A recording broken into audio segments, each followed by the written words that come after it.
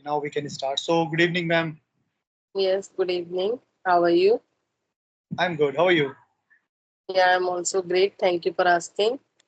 So, as we are meeting for the first time, I think we should introduce ourselves. Yeah, please, you go ahead first. Okay. I'm Mansi Billa. I'm a homemaker and a mother of a child. And if I talk about my educational background, I have done post graduation and BEd. Yeah, that's all about me. Okay, that's great. So, if I talk about myself, so my name is Arun Kumar. Basically, I am from UP district Bagpat. By profession, I'm an English teacher. I teach English in a private school. I'm running a YouTube channel too, named called Learning English with AK. There, I just upload English conversation videos, and I have got several hobbies as well, like playing guitars, singing, listening music, traveling. Yeah, that's a little bit about me. Thank you. As you are an English teacher, so what, according to you, what is the best way to become fluent in this language? If someone knows English, he is already a big intermediate level, like he know everything about English. He can speak easily and he can frame sentences. But sometimes it happens that some people get stuck while speaking, or sometimes they have shortage of words. So, what they should do to become more fluent in this language? Okay.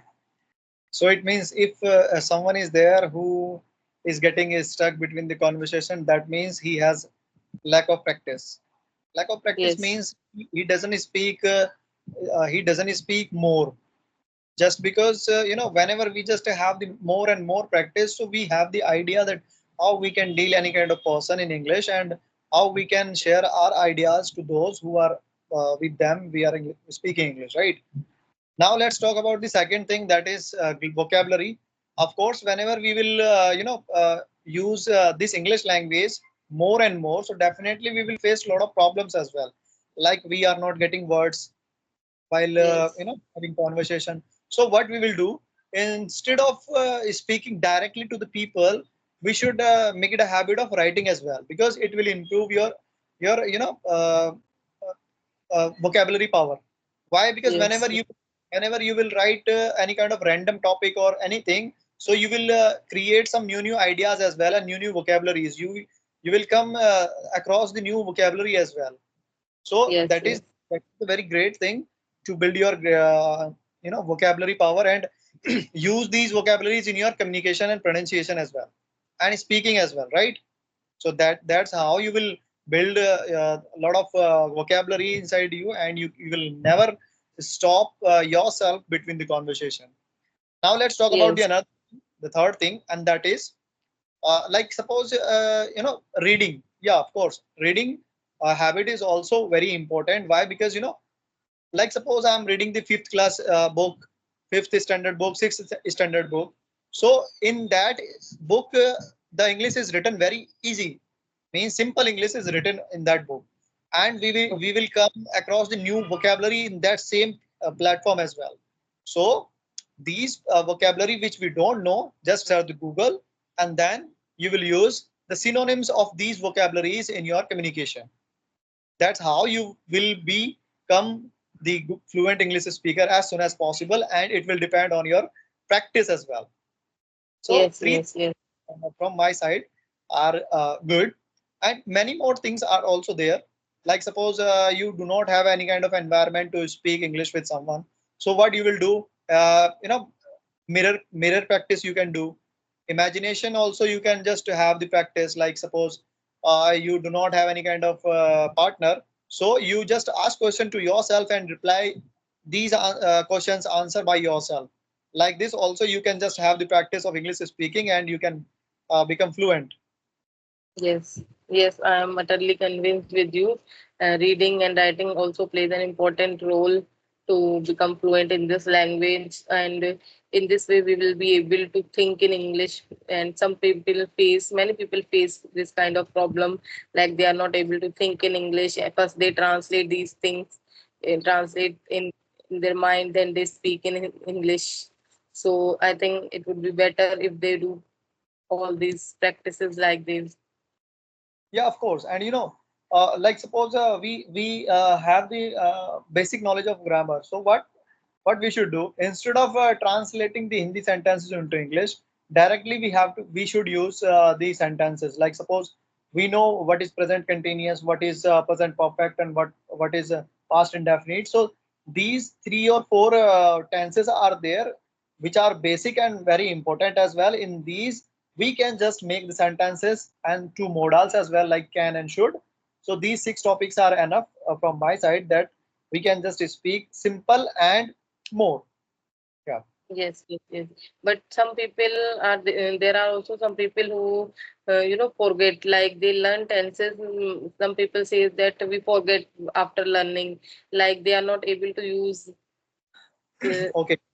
In that, what I will suggest them, lack of practice. Of course, there is also lack of practice, because if you will not practice, you definitely will forget everything, right? Practice makes everyone perfect. yes, So forget anything, that is good thing, not the bad thing. But not having the practice, it is not the good thing. yes, yes, yes, yes. So, up to which class you teach English? I am the teacher of 10th class. I teach English in 10th class. Yeah. Okay, okay. Only in 10th class. Yes. Okay, okay, okay. Yeah. So, do you want to ask something, or we should wrap up? You okay? So how long have you been learning this English language? I have been learning this since last 3 months. Okay, 3 months. But you're speaking good. In 3 months, Yeah, you have actually, yeah, actually, I am from English medium background, but as I didn't have environment at that time so that I can speak, so these days I'm working on my fluency. wow, that's Somewhere we speak with someone to who is stranger, or we have to speak suddenly. So at that time we face such kind of problem like shortage of words, or we get stuck. So I think we should work on our fluency. yeah, of course. And 12 years ago, when I started my journey, I also faced these problems which you are facing. So Okay. time by time, we just improve ourselves. You are learning this language for since last 12 months. No, I have got 12 years experience of teaching.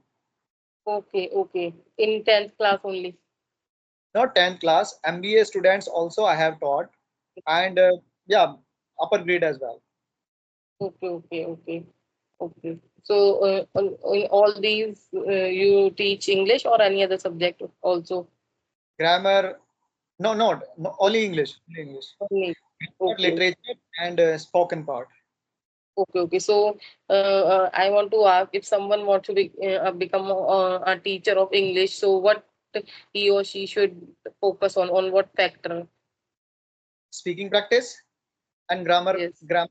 You have to solve the Yeah. grammar sentence and grammar Yes. things. Yes.